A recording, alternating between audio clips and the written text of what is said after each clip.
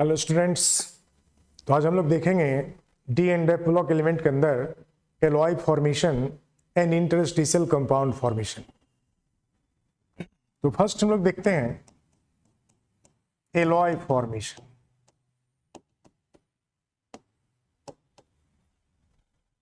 D block elements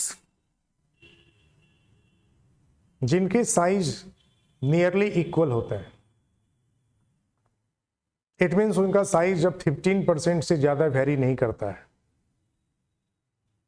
इनके melt को यदि मिक्स कर दिया जाए और रिक्रिस्टलाइज कर दिया जाए तो आफ्टर रिक्रिस्टलाइजेशन ये एक होमोजीनस मिक्सचर बन जाते हैं।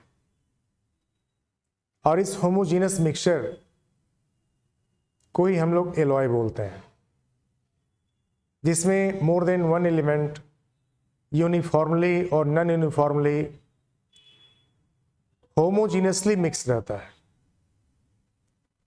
नॉन यूनिफॉर्मली हम इसलिए बोल रहे हैं क्योंकि क्रिस्टल में दो तरह के एलिमेंट को जब मिक्स किया जाएगा तो ये जरूरी नहीं है कि सब जगह एक तरह से डिस्ट्रीब्यूशन होगा पार्टिकल का। कहीं पर कोई पार्टिकल होंगे, कहीं पर दूसरे तरह के पार्टिकल होंगे।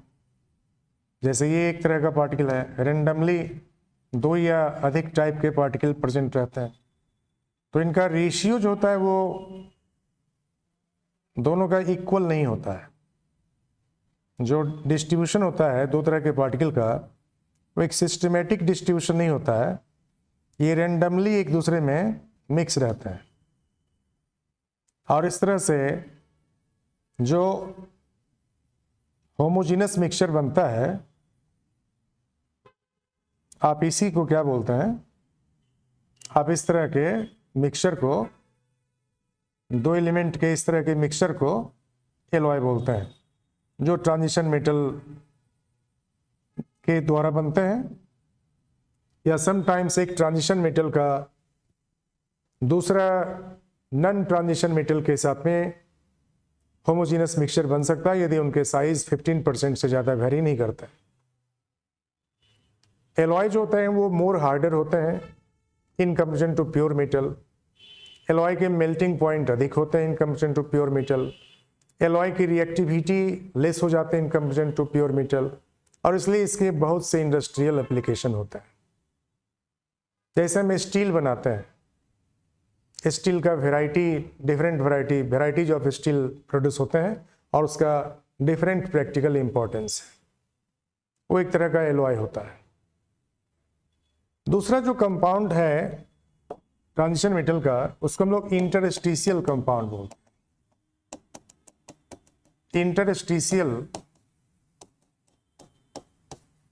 Compounds, interstitial compounds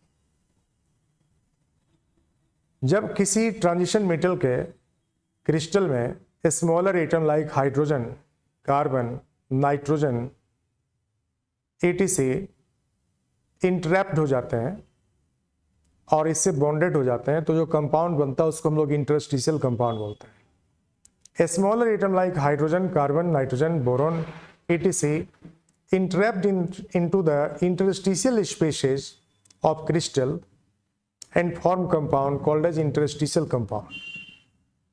Because these compound do not maintain a stoichiometric ratio, it means formula के रेशियो में ये पार्टिकल मौजूद नहीं होते हैं, इसलिए हम लोग इसको नॉन स्टोइकोमेट्रिक कंपाउंड भी बोलते हैं। इंटरस्टिशियल कंपाउंड एलॉय की तरह हार्डर हो जाते हैं, ये हाई मेल्टिंग पॉइंट के होते हैं, इनकी रिएक्टिविटी बहुत कम हो जाती है, केमिकली इनर्ट कह सकते हैं ये हो जाते हैं, और इसलिए इनका भी बहुत सा प्रैक्टिकल इम्पोर्टेंस है, या हम कह सकते हैं इसका कॉमर्शियल इम्पोर्टेंस है। तो इंटरस्टिशियल कंपाउंड के एग्जाम्पल्स में यदि हम लोग लें तो टाइटेनियम और कार्बन का इंटरस्टिशियल कंपाउंड TiC, मैग्नीज और नाइट्रोजन का इंटरस्टिशियल कंपाउंड MN4N, वेनेडियम और हाइड्रोजन का interstitial compound, vanadium and hydrogen का VH0.56। तो आप यहाँ देख रहे हैं ये फॉर्मूला के अकॉर्डिंग जो वैलेंसी है वेनेडियम का और हाइड्रोजन का, उसके अकॉर्डिंग ये पार्टिकल प्रेजेंट नहीं है। तो हम लोग इस तरह के कंपाउंड को क्या बोलते हैं? नॉन स्टोइकोमेट्रिक कंपाउंड बोलते हैं। वहीं एलॉय में आप एग्जाम्पल ले सकते हैं bronze, brass, stainless steel, etc। Bronze में ट्रांजिशन मेटल के साथ में नॉन ट्रांजिशन मेटल मौजूद होता है। जैसे आपको कॉपर के साथ में ब्रॉन्ज में हम लोग टीन को मिक्स करते हैं। ब्रॉन्ज बनाने के लिए कॉपर के साथ टीन को मिक्स करते हैं। वहीं ब्रास बनाने के लिए कॉपर के साथ में जिंक को मिक्स करते हैं। और स्टेनलेस स्टील में आपको आयरन होता है, इसके साथ कार्बन होता है, इसके साथ क्रोमियम होता है, मैग्नीज होता है, मोलिब्डेनम होता है, वगैरह वगैरह वेराइटीज ऑफ स्टील हम लोग तैयार करते हैं डिफरेंट ट्रांजिशन मेटल को आयरन के साथ में मिक्स करके विथ कार्बन।